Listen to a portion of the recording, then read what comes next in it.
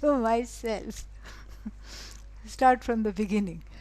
Om Apyayantu Mamangani Vakpranaschakshushrotramatho Balamindriyani cha Sarvani Sarvam Brahma Upanishadam Maham Brahma Nirakuryam Mama Brahma Nirakarot Anirakaranamastu Anirakaranam me astu तदात्मनि निरतेय उपनिषत्सु धर्मास्ते मयि सन्तु ॐ शान्ति शान्ति शान्तिः. Bhashya students have a lot of titiksha, which is, I suppose, very good. And I'm glad someone said something. Okay. So, last time we saw the prayer, which is very, very beautiful and a wonderful reminder to uh, remove any kind of alienation before sitting down for studying this Upanishad through the words Anirakaranam astu, Anirakaranam me astu, Maham Brahma Nirakuryam, Mama Brahma Nirakarot. Very, very nice, beautiful.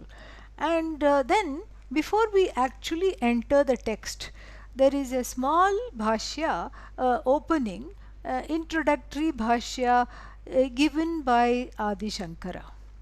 And what is this bhashya? This bhashya was not needed actually, because he has already written a long bhashya for the beginning of the Chandogya Upanishad. But here we have a glimpse of his many instances, one of the many instances of his compassion. This shines through so nicely. He need not have connected things, but then he's, unlike most people who study the Upanishads, he does not think of one vakya, one chapter, one khanda. He is looking at the whole thing. And he is aware of the very important and unique placement of the 6th chapter. And I'm going to talk about that a little bit before we enter the text. The first thing that he is aware of, and this is why the bhashya comes here, one of the reasons, is that the 6th chapter marks a departure from the other chapters of the Chandogya Upanishad, in that we graduate from meditation, aka Upasana, to the teaching of Brahma Vidya. It is assumed that everyone is Shantaha. And that was very easily demonstrated at the beginning of the class, where everybody sat quietly. So everybody here is an adhikari. This is very, very nice. And so the idea is that this shantata, this resolution, there is a kind of an inner resolution of raga and dvesha that is made possible by the study and the sadhanas, by the practicing the various austerities and upasanas, meditations talked about up till the 5th chapter. Now the teaching begins. And so this departure and of the topics go graduating from upasana to jnanam is noted very carefully by Adi Shankara in the form of a small 3-4 sentence bhashya. In order to look at that, I had to look at the 2 other chapters of the Upanishad, because Adi Shankara's 3 sentences is like that. Okay, so that is one of the reasons this chapter he kind of highlights as being very unique in this bhashya.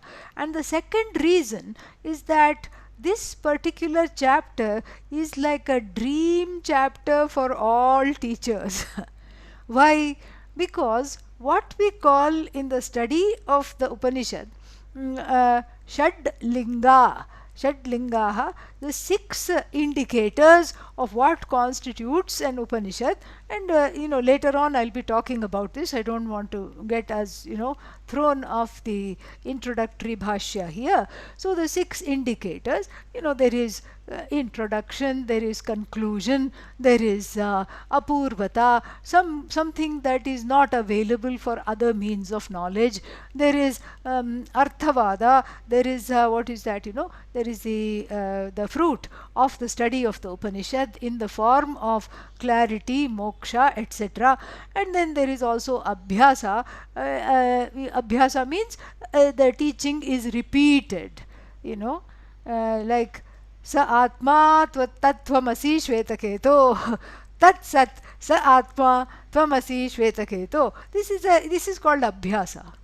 This is not punarukti. There is no punarukti dosha. Punarukti dosha means there is no fallacy of redundancy. Why? Because in the teaching one is expected to repeat, otherwise how will one understand this in and through the thicket of raga and dvesha? So the first time one missed because one was thinking, why isn't the significant other listening to the classes? And so one also did not listen in the process. And the second time one was wondering whether one turned off the stove or not. Third time one finally got it. And so like that the repetition is allowed. In fact, the repetition is an important part and parcel of the pedagogy of the Upanishad. This is called abhyasa. And the teaching uses other methodologies, especially what is that called? Logic.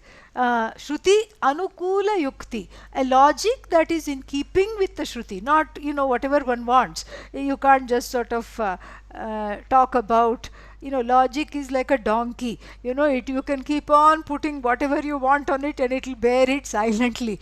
So you cannot test the boundaries of logic here, and you can't have some strange logic.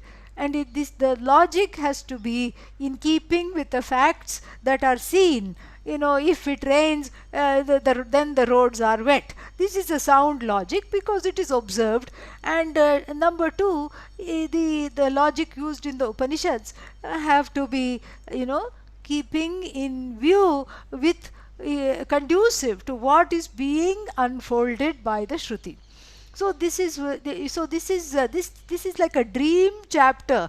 You can say, like an ideal chapter for a show and tell, because it has all the 6 lingas. Everything is easily found. If you were to take something like Kena Upanishad, at the most you will get 1 or 2, and then you have to extrapolate some and things, other Upanishads. But here in this Upanishad, in this particular chapter, all this is kind of neatly lined up. And then it further goes to emphasize the importance of this chapter. And so we have this small bhashya which we are going to look into. So this is Adhyaya 6, the 6th chapter, and then this is Prathama Khandaha. So the Chandogya Upanishad has 8 chapters. 6, 7, 8 have to do with the teaching of Brahma Vidya. The other 5 have to do with so many things, including the cosmology of the universe and various various upasanas, etc. And then it has I think 329 mantras, and something like that, 329 mantras and 119 khandas. Khandas are subsections. This is just, what should I say, Upanishad trivia, Chandogya trivia, which you can drop at potlucks, etc., now that you can have them. Okay, yeah. So this is how it goes.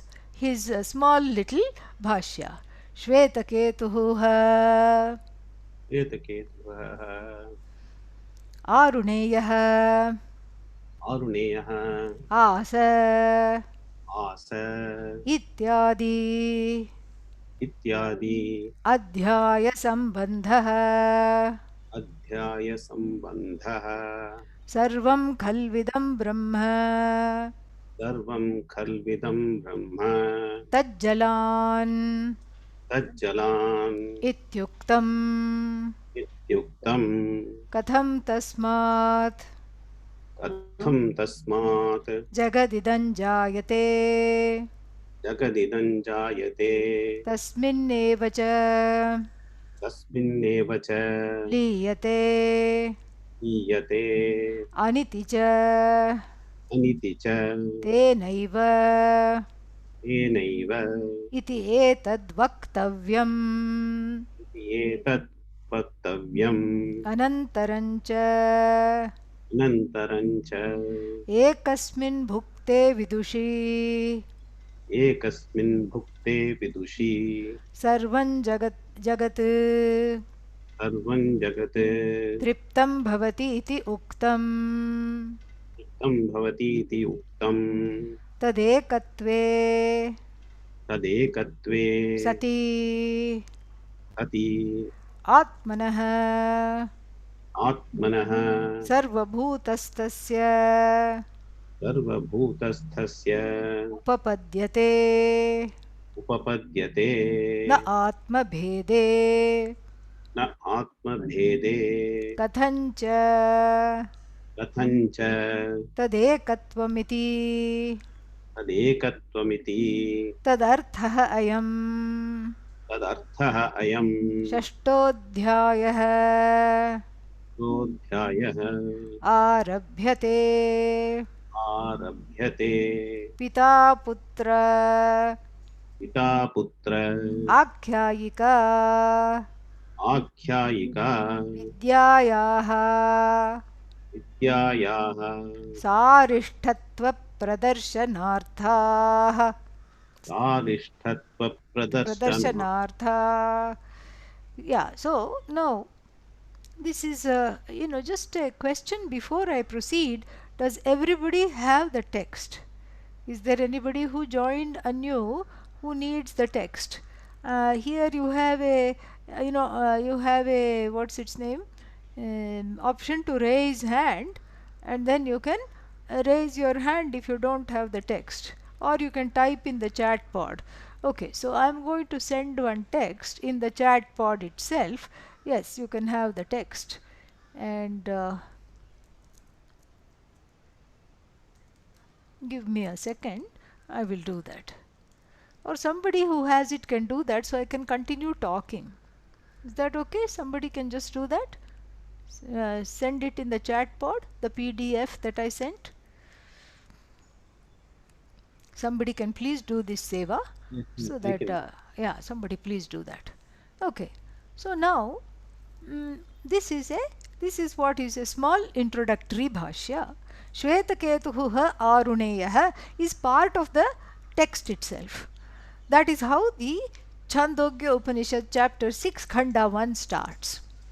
So he quotes that, and he says Aruneyah asa. Up till then it is a quote. How do we know it is a quote? In Sanskrit there are no quotation marks.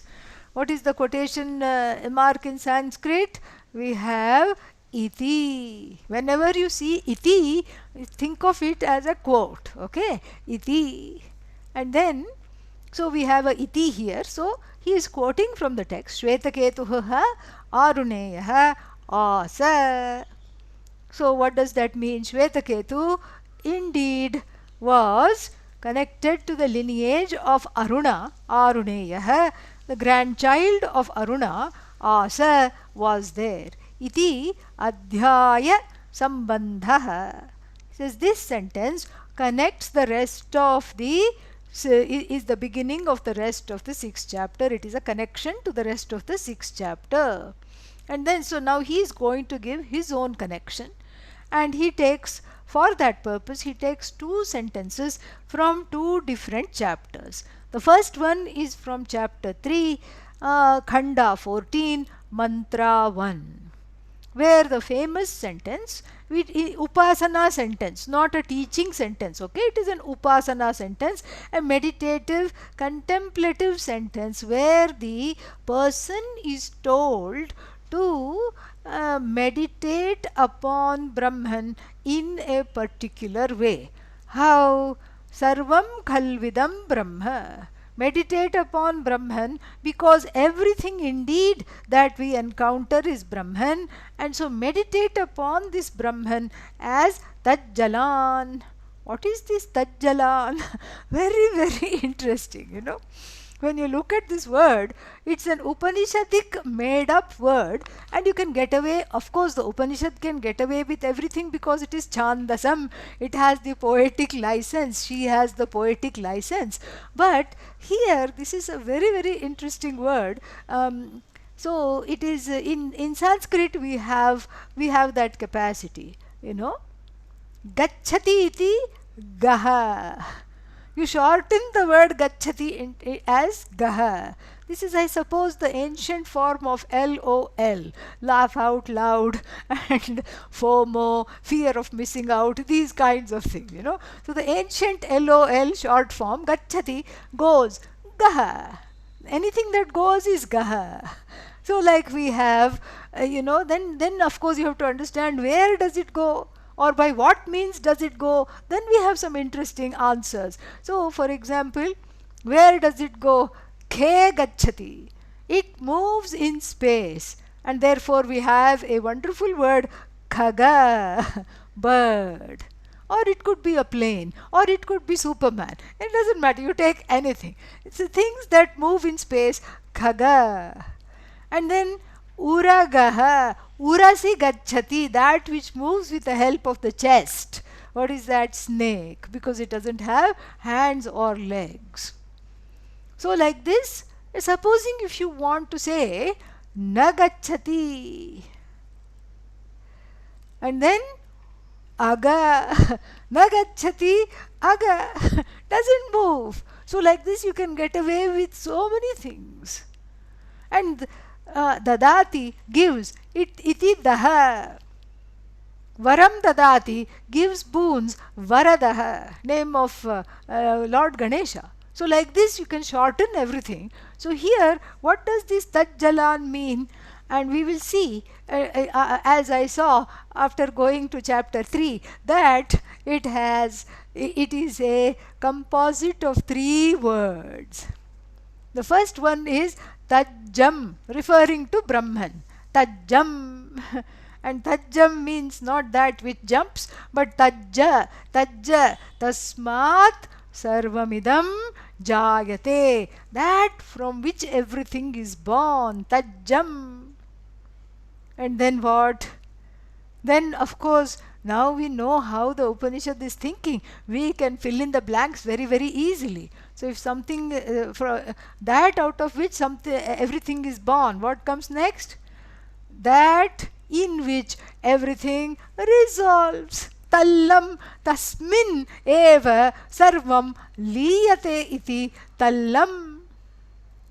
So we have Tajjam. Everything comes from which? Tajjam.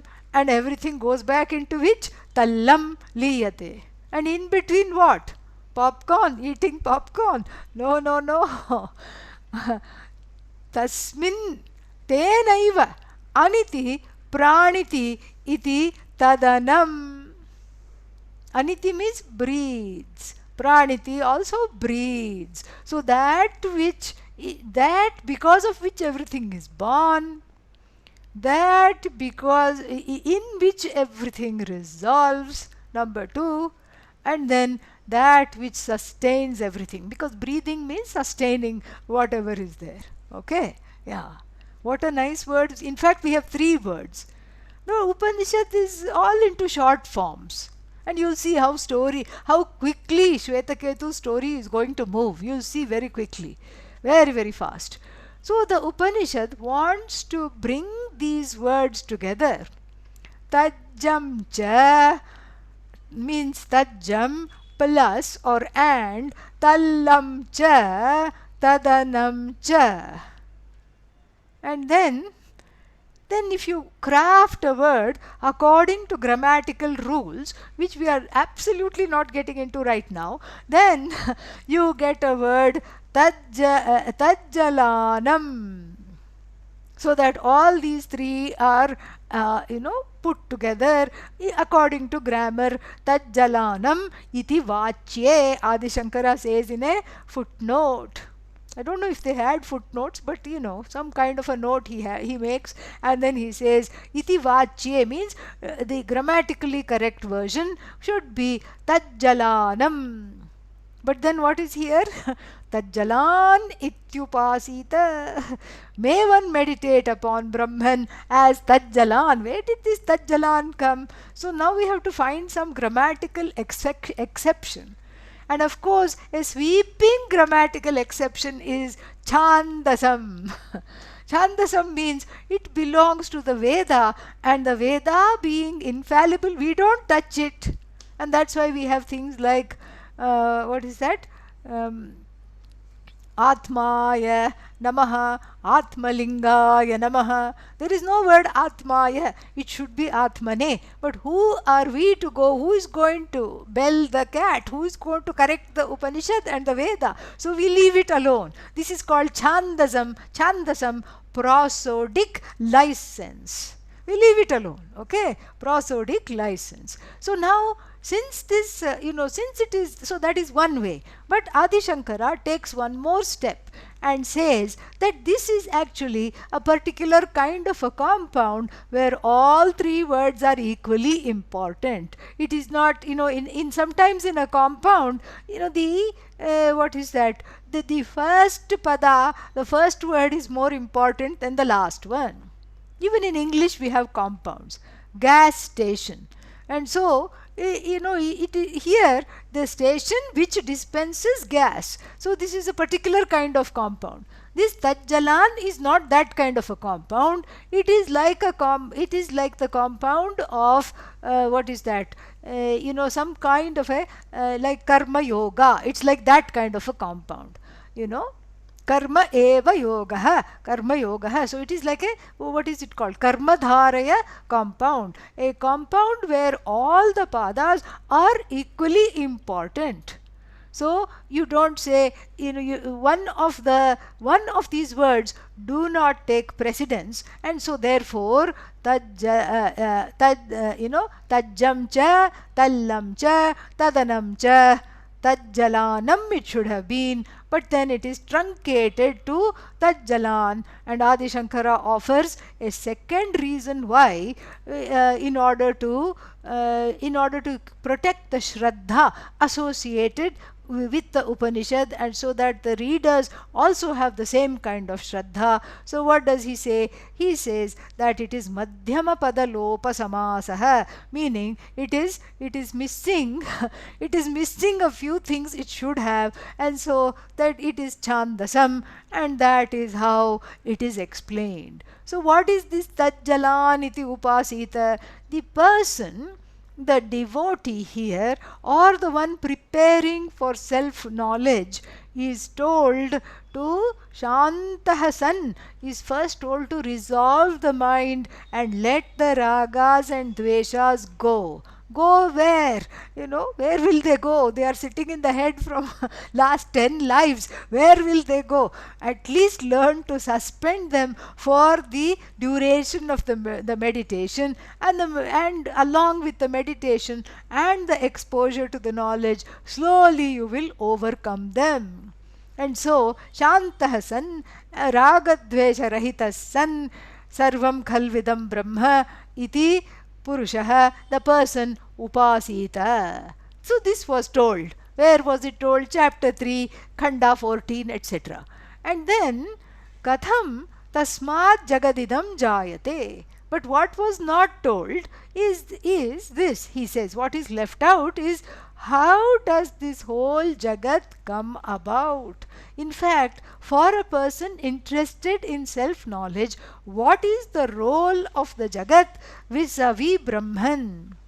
Tasmin katham tasmat jagadidam jayate, tasmin eva chaliyate, aniti chaiva, tasmin eva liyate. How does it get resolved? Aniti chate naiva, iti etat vaktavyam. This is yet to be seen. This is yet to be told. Meaning, if that from which the Jagat comes, unto which the Jagat resolves, and by which the Jagat breathes, etc., is one thing, and one thing without a second, that has not been told.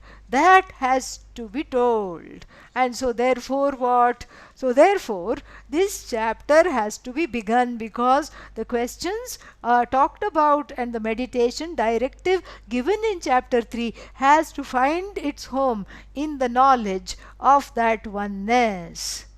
Before it was just something to do. Tajjalan iti upasita. But what is this Tajjalan? And what does it have to do with the oneness, etc., has yet to be understood.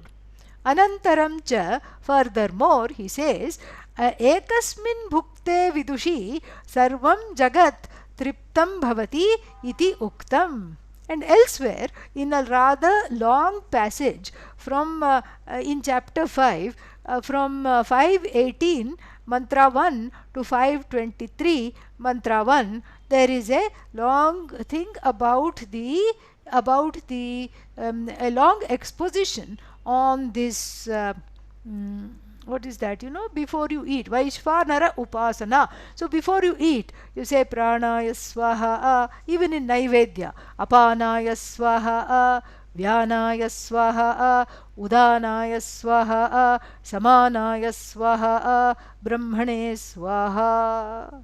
This is, this is what you say. And then you say all this, and then, why do you say all this? And this particular section on Vaishvanara Upasana and all these, various, devatas giving offerings, etc., says something very interesting.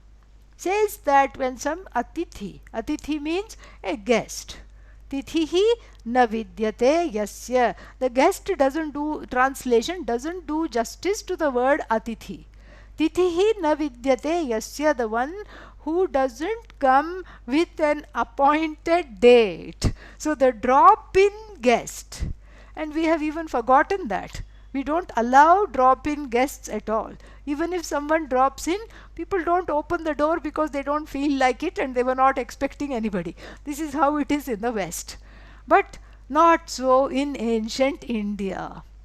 Because of this chapter and how it has entered the minds of the people who have not even studied this Upanishad. It is a very famous chapter in this chapter 5. People go after people in India. Please come to my house for lunch. You must eat. You must have your food. And then, the person is served, and then everybody gawks and watches them eat. Literally, I have seen this. Everybody watches them eat, and the person is eating, and the person says Pranaya Swaha and then takes one bite, and then everybody, they are very happy. Why? Because in this Pranaya Swaha, there is, the 5 elements are propitiated. How, we'll see in a bit. And then the 5 elements are propitiated, and in this and then the 5 elements are propitiated, their various adhishthana devatas, means various presiding deities are propitiated, and tripyati, and then devataha tripyanti, and then after that Hiranyagarbha, the what is that,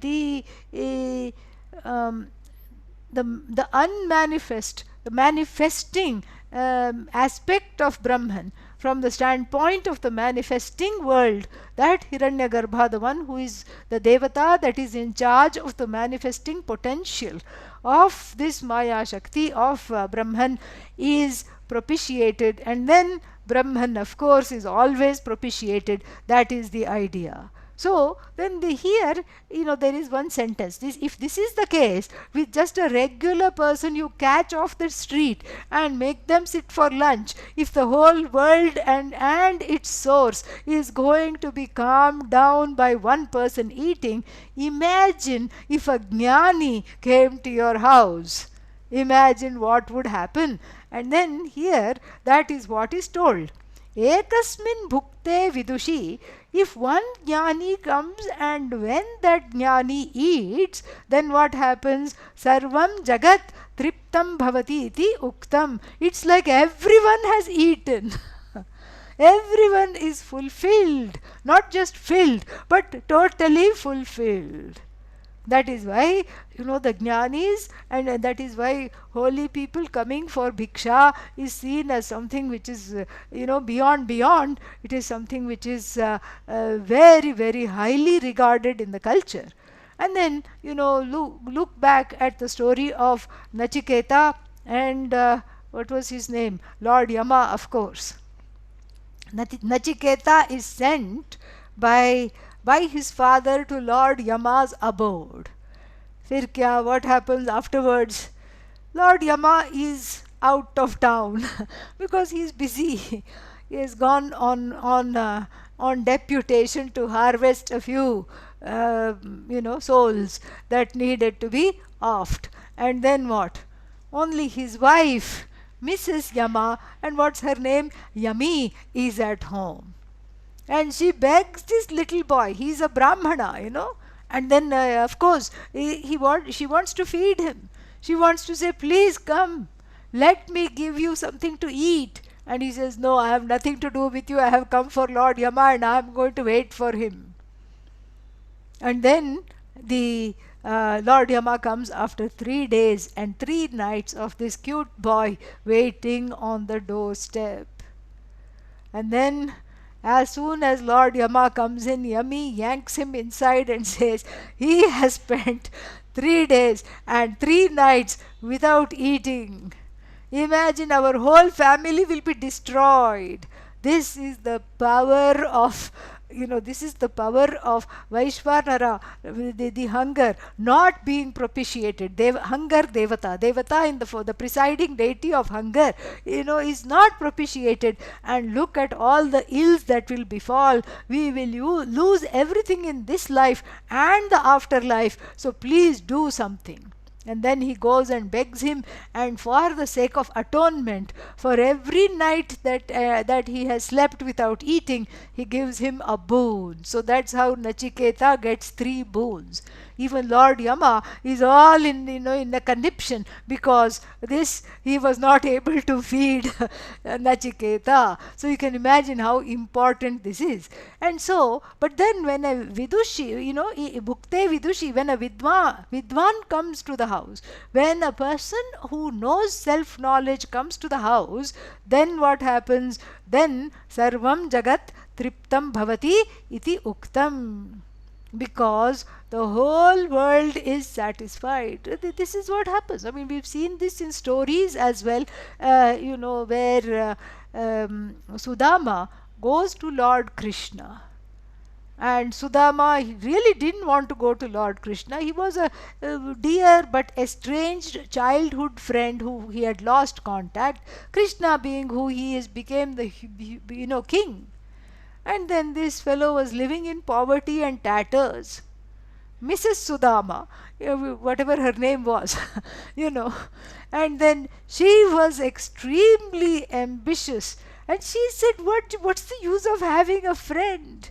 You keep dropping his name all the time. What's the use of having having him as a friend, when you can't ask him anything? No, I can't. I don't need. I'm happy with what we have. I don't want to ask him anything. And then she shows him a whole line of children, their own children, and they're all wailing and in poverty and everything.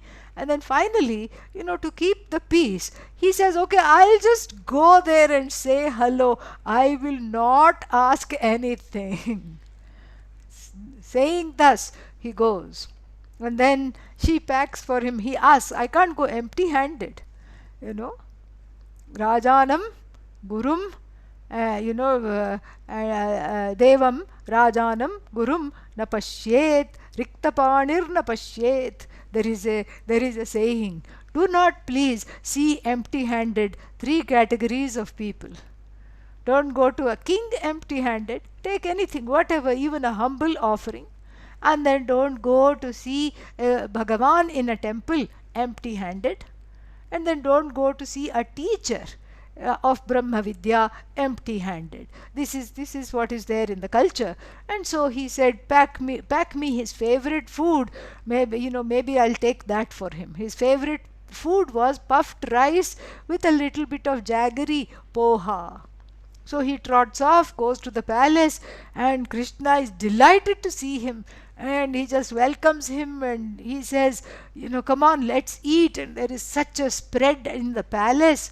And Sudama feels very embarrassed to offer his small little potli, this little homemade packet of poha. And he says, I'm not even going to say anything about it. And he tucks it deeper into his bag. And Krishna doesn't, what's that? He doesn't miss a beat. What's that? You brought a present for me? Come on, let me have it. I'm hungry, give it to me. And then eats one bite, eats another bite, is about to eat the third bite. Rukmini catches hold of his wrist and she says, no, enough. Because, and why does she say that? Is she mean? She's not mean at all. She is his Shakti, she's non-separate from him. And she doesn't want to cause a great imbalance in the world. Already there is a lot of imbalance because the whole world of Sudama and his neighborhood has turned into gold.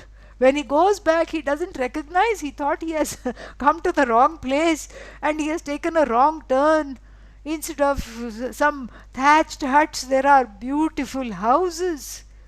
And he doesn't recognize 3 or 4 of his own children because they're all decked out in wonderful dresses. And then, this is what has happened. So, ekasmin vidushe bhukte sarvam jagat triptam bhavati. This story illustrates this saying here in the Upanishad.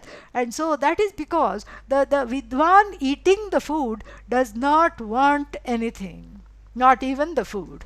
So the eating itself is a social welfare act. So therefore, it is so that everybody's desires are fulfilled. And since the Vidwan doesn't have desires, the whole Jagat is freed of so many difficulties. This is what was said. So then, this one particular sentence intrigues Adi Shankara. That's why he brings it in over here. And what does he say? He says, iti uktam, this was already told. Tad ekatve sati atmanah. So tad means therefore what? Ekatve sati atmanah sarva bhutastasya upapadyate. So from this we have to understand an important fact. Says Adi Shankara, what do we need to understand? We need to understand that through this one Atma alone, there is only one Atma. This is what we have to understand. Otherwise, what is the connection between Krishna's eating 2 or 3 bites of this poha and then over here this whole neighborhood being transformed into some kind of it was instantly gentrified, let's say. So what is the connection between the gentrification of Sudama's neighborhood and the mouthful of poha? And that means that there is only one consciousness, one Atma, one self. If Krishna and his digestive system and his individuality were different, then his action of eating the poha should not go somewhere so far away in some village and have some kind of a wonderful effect in making them all, giving them an upgrade. And so therefore he, Adi Shankara is of course very, very astute with quotations. When Adi Shankara says iti and quotes from the Upanishad, either the Upanishad at hand or any other Upanishad, it is time to sit up because those quotes are just really so pertinent and so important, very, very, very, very salient. And so he says, so na atma bhede, if the atmas were all different, if each body had a different atma, this could not be said by the Upanishad. Katham cha tad ekatvam iti tad arthaha. So How is this oneness established? How is this oneness taught? How is it transmitted? To understand this, the 6th chapter is begun by the Upanishad. And then he also says one more thing. What does he say? That the chapter 6 is like every other Upanishad. Chapter 6 of the Chandogya is also in the form of a dialogue. Without dialogue, we cannot have teaching. You know why? Because this is not something to believe. It is not a monologue. It is a dialogue. It is a special kind of a dialogue, a respectful listening called samvada. And you know, in the Shastra, we have 4 kinds of dialogues. So first we have vada. Let us go see this movie. No, no, no, no. Let us go see another movie, says the friend. And you say, no, I think I'd like to see this one. What about this one? So then this is vada. Samvada is a special dialogue for the purposes of teaching between Guru and Shishya.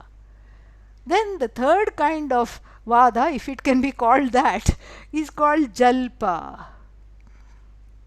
Whatever you say whatever you want, and I'll say whatever I want. Often it is how it is in interfaith meetings. I go to a lot of them. Everybody can come and talks about whatever they want and then they go back. There is no connectivity. Okay? And so then finally, a horrible kind of vada is called vitanda. Vitanda means whatever you say is wrong because you said it. Just so terrible, vengeful, awful. Okay? And so this samvada is between father and son. He points it out. And this we know, because we know we have some kind of a smattering of the Shvetaketu, son, Uddalaka, father, we know this. And so he points out that this is a Pita-Putra dialogue. And he doesn't say dialogue, he says Akhyayika, a storylet, a baby story. Akhyayika. So this Akhyayika, this small account of the father, or the narrative rather, so this narrative of the father-son, he says, Sarishtatva Pradarshanartha. Vidyayaha, of the teaching, to show that the teaching is very important. Sarishtatva means it has essence, it is to be studied. Now, how will we know this just because one father and one son are talking? Well, for that you need a primer on Indian patriarchy. This is what the whole thing is. So, the fact that the father is giving something to the son is to show that the father, loving the son so much, will not hold anything back. Even a teacher may hold something back. And often we find this in in the branches of music and what else is there? The dance. So the teachers might not teach everything because they may be afraid of competition. They may see that the student has a lot of potential. Okay, later, not now. I'll teach you these moves later. I'll teach you these swaras later, you know. But here, the father is giving it to his son. And that's why the daughter is not brought into the picture. The son, even now it is like that, you know. Unfortunate, but this is how it is. So, the father is giving it to his son, meaning what? He will not keep anything back. So therefore, we as the listeners can be assured that we are getting the whole deal in chapter 6 and nothing but the whole deal. And so assured, we can start enjoying the chapter. This is what, you know, this is how Adi Shankara introduces this. Now, Sarishtatva Pradarshanartha. And then, now we go to the text. So, now if you are following the Sanskrit Bhashya, you know, I wrote some things in, you know, there were some English things written And then when I made it into a PDF, everything became Sanskrit, Devanagari. I don't know how and I don't know why. Okay, so we just ignore that. You're not really missing anything. And if you want to follow the English Bhashya in the text that I just shared, you go to page 44. So you can also enjoy the Bhashya. It is transliterated over there. Okay, yeah. So now we go to the text. And if you're following the Sanskrit one, the text is what is in black. Okay. Shvetaketuha Shvetaketuha Aruneyaha Aruneyaha Asa Asa Tagamha Pita Uvacha Tagumha Pita Uvacha Shvetaketo Shvetaketo Vasa Brahmacharyam Vasa Brahmacharyam Navai Somya Navai Somya Asmat Kulinaha Asmat Kulinaha Ananuchya Ananuchya Brahma Bandhuriva Bhavati iti. Brahma Bandhuriva Bhavati iti. So the first, the story goes very, very fast. So there was one Shvetaketu. And who was he? He was the grandson of Aruna, one Aruna. Again, Aruna must have been very well known as a Vaidika, as a scholar, as maybe a teacher of Brahma Vidya. Definitely there is a mention of Aruna in the Upanishads. It is yet to be seen if it's the same Aruna or some other Aruna, but perhaps they are linked. So Shvetaketu Aruneyaha, this is a Tadhita. Tadhita means, it's how to derive a noun from another noun. This is what is Tadhita. So you have one noun, Aruna, and then you derive another noun. So first you can say, Arunihi. Arunihi, son of Aruna, and then Aruneyah, another, Tadhita, the grandson of Aruna. Arunasya Pautram Puman. Arunasya Pautram. So Arunasya Pautraha. And then, so therefore, so the Pautraha means the grandson. So there was one Shvetaketu who was known by the lineage of Aruna. Asa, he was there. And then what? Unto him the father said. I mean, straight away the story launches. What did the father say? Shvetaketo Vasa Brahmacharyam. Go live a life of a brahmachari, not in my house, in an ashram.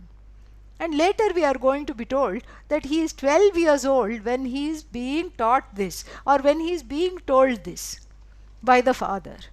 And it's very nice to see you get some parenting tips from the Upanishads, how to not infantilize your child, for example.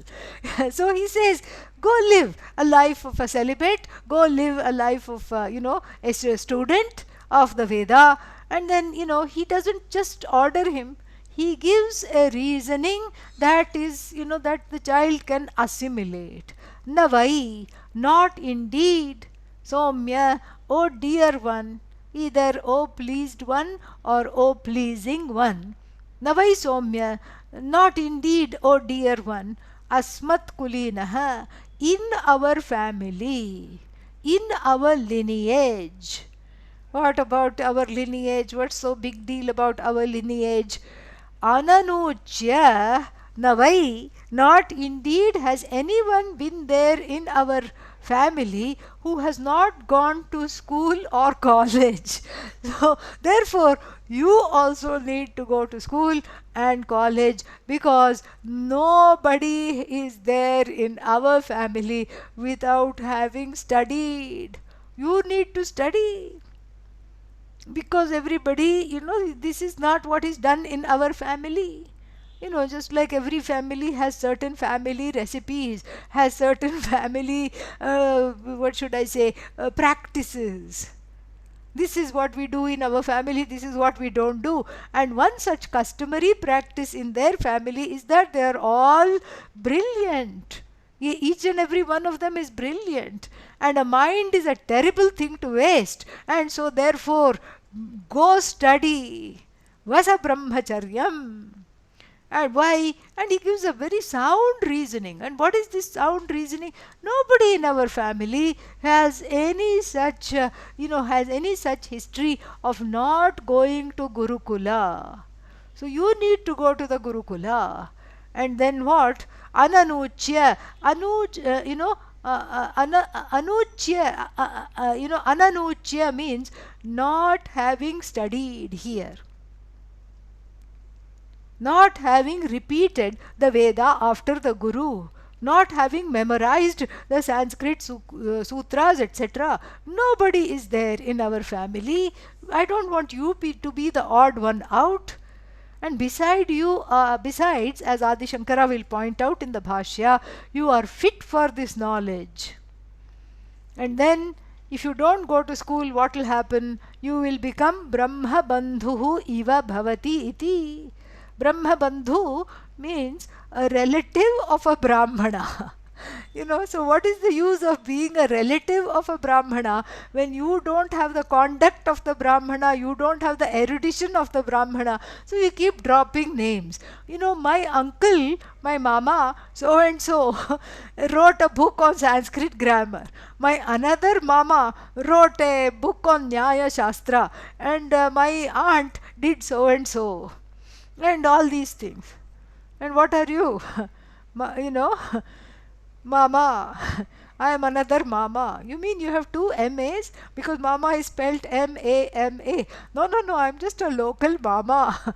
This is what the whole thing is.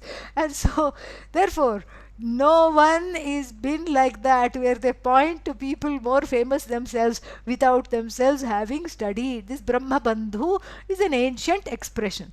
So don't become that. Please go to study, he says. Okay, so this is the opening mantra of the Chandogya Upanishad. And then what does what does Adi Shankara say? Let us see. Shvetaketuhu, Shvetaketuhu. Shvetaketuhu. Yeah, there is a bhashya tone, so if we miss that, then people don't know to repeat. Shvetaketuhu Shvetaketuhu iti namatah iti namatah ha iti ha iti aihityarthah. aihityarthah. Yeah, Shvetaketu iti namatah ha. So he says Shvetaketu was there, namatah, named as such. Ha, see, this is Adi Shankara, not even a single nipata. Nipata means that which does not decline. Even that, even ha, cha, tu, vai, everything is commented on where it is important. So, ha iti aihityarthah. Beautiful. Itihasarthah, to show the historicity.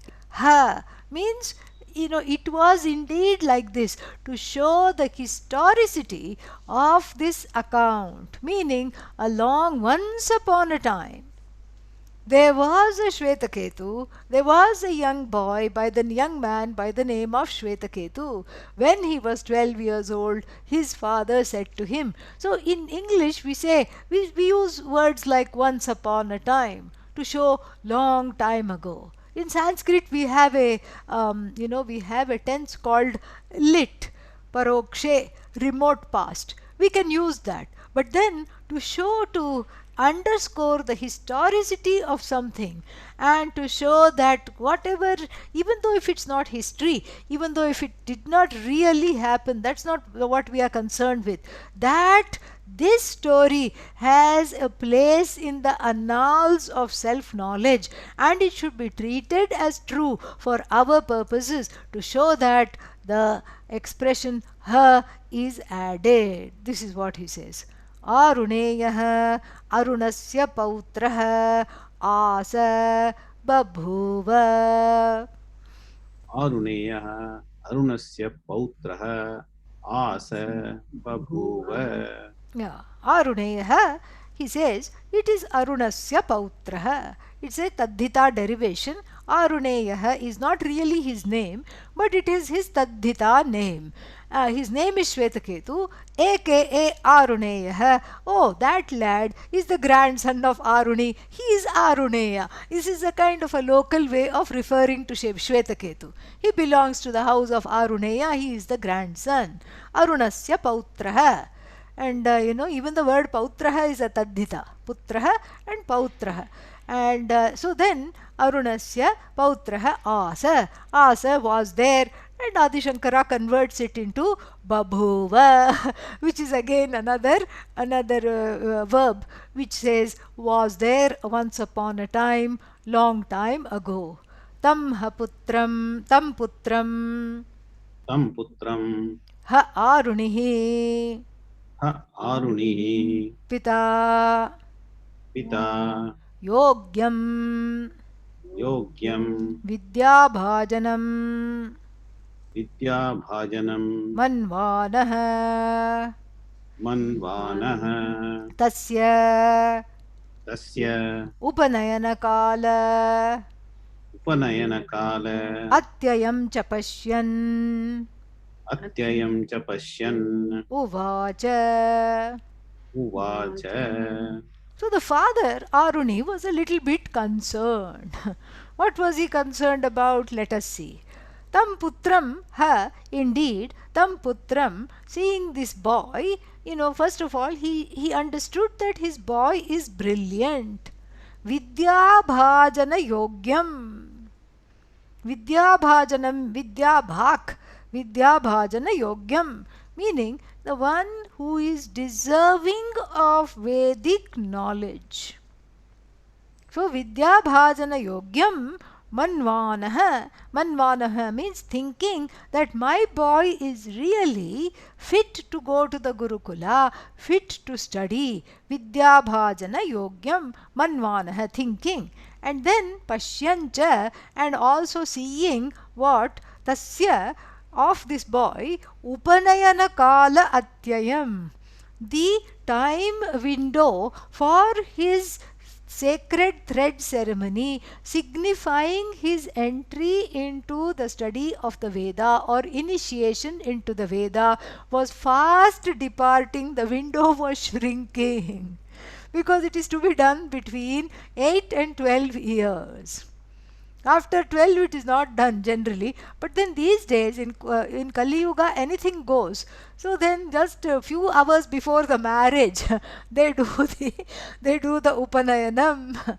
This is how it is.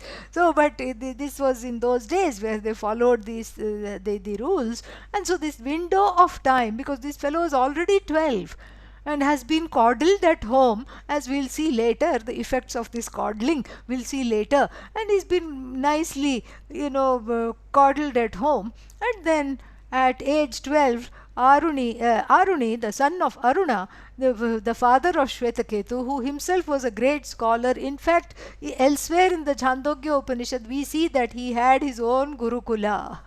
He had his own Gurukula. He was, going around a lot and doing vada, doing a lot of, arguments to talk about Advaita, etc., different places. And he was highly regarded. But then, here, he himself is telling Shvetaketu, Vasa Brahmacharyam, go to a guru's house, go to a Gurukula and stay. This gives us a little bit of a glimpse into the another healthy parenting tip given by the Upanishad.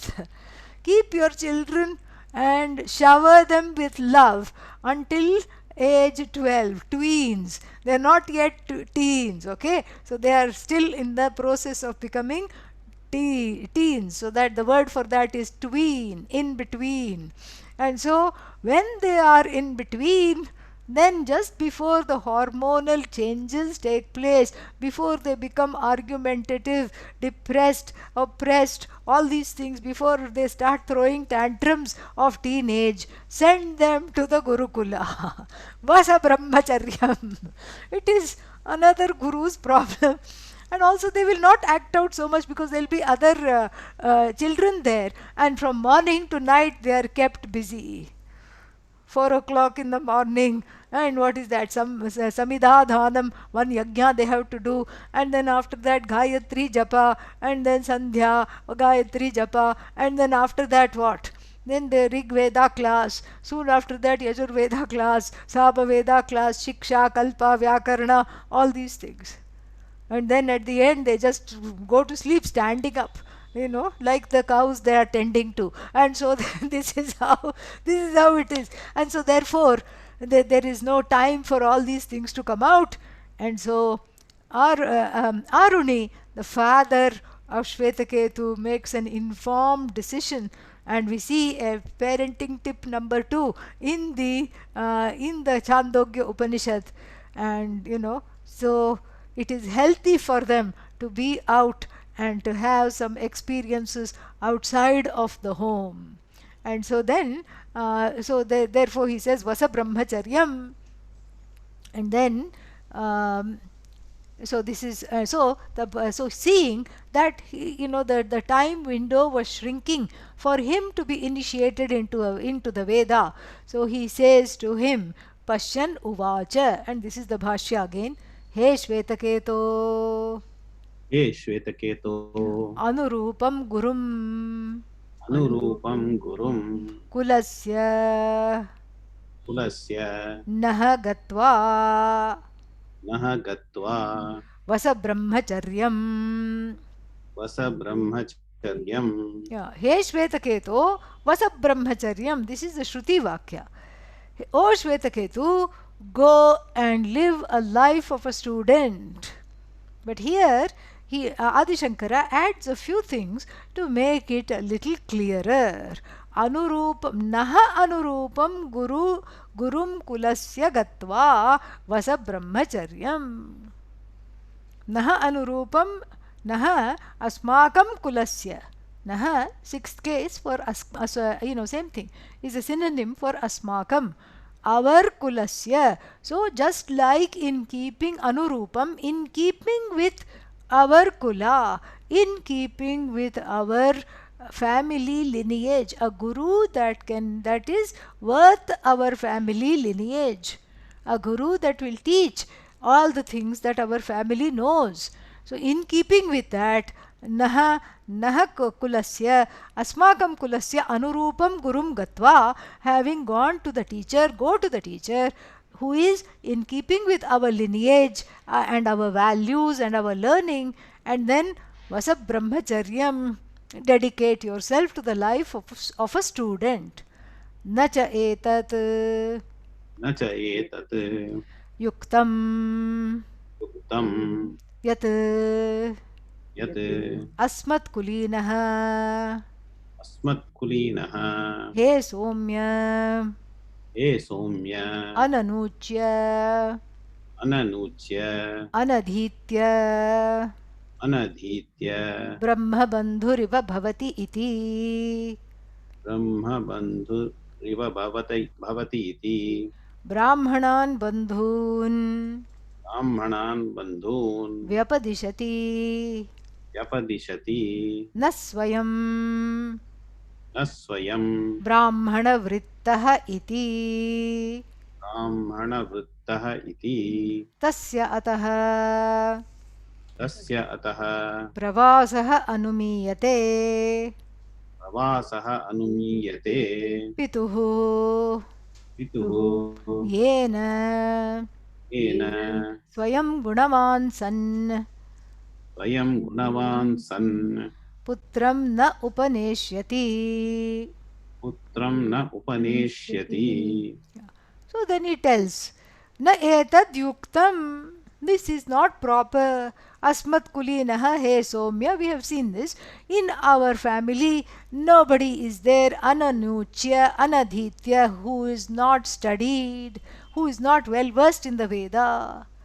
And Brahma bandhuhu iva bhavati means the person is not like a relative of a Brahmana, dropping names. Brahmanan bandhun vyapadishati. Vyapadishati means identifies oneself as a friend of a Brahmana or as a relative of a Brahmana without having the conduct or the learning or the erudition of the Brahmana. And therefore, so then Adi Shankara puts a little note so that people don't ask the question. What is the question?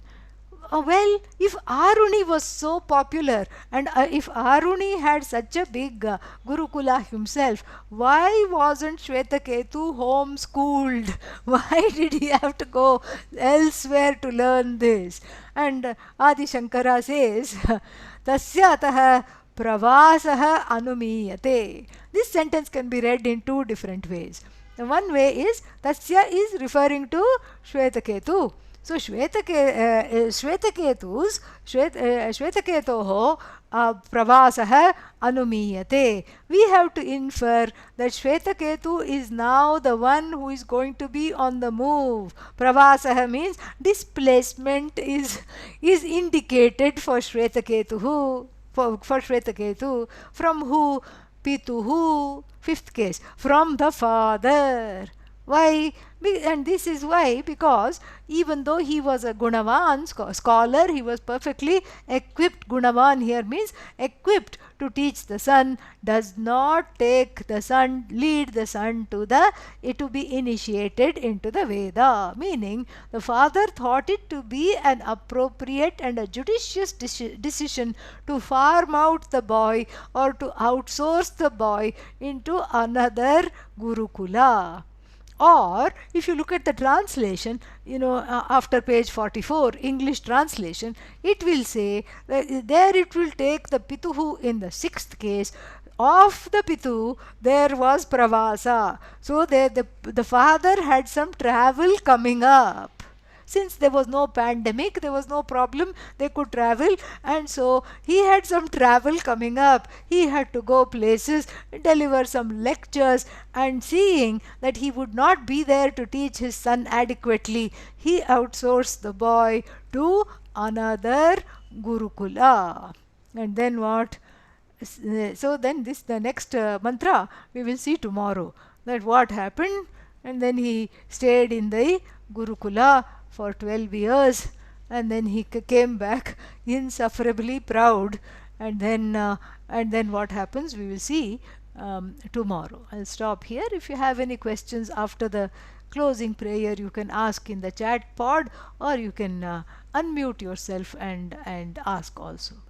Om Purnamadah Purnamidam Purnat Purnamudachyate Purnasya Purnamadaya Purnamevavashishyate. Om Shanti Shanti Shanti. Harihi Om. Shri Gurubhyo Namaha. Harihi Om. Any questions? Swamini, why are some of them highlighted? Any particular reason? Yeah, that is the way to enjoy and read this. This is why they are highlighted. The ones in yellow are the text, and the ones in red are Adi Shankara's Bhashya. Okay? And then the black is the Upanishad mantra. So Adi Shankara's Bhashya, you see the original word, he highlighted in yellow, and then you see how Adi Shankara is unfolding that word or expression, and what all he adds in order for that word or that phrase to come alive. That is the whole idea. Okay? Yeah. Swamiji, one quick on that 6 indicators, 6 lingas you said. Can you for us quickly on? Yeah. So Upakrama Upasamharau. Upakrama, I'll type it here. I hope I remember them. Upakrama, introduction. Upasamhara, conclusion. Upasamhara, conclusion. Upapatti, the use of logic, which is in keeping with the Shruti. And then we have Abhyasa, and then Apurvata and Arthavada. Apurvata is the use of the Upanishad as a pramana, that it is not there not available to any means of knowledge. Upapatti is the use of logic to enhance our understanding. Abhyasa, repetition to drill the message. In Apurvata, I spelled that wrong, please correct it. Apurvata is, that I already talked about. Arthavada means the benefits of that. Phalam, Arthavada is Phalam. It is one or two are also known by other names, but this is generally how it is talked about. Any Thank other you. questions? Okay, all right. See you all tomorrow. Om Tat Sat. Namaskar. Om.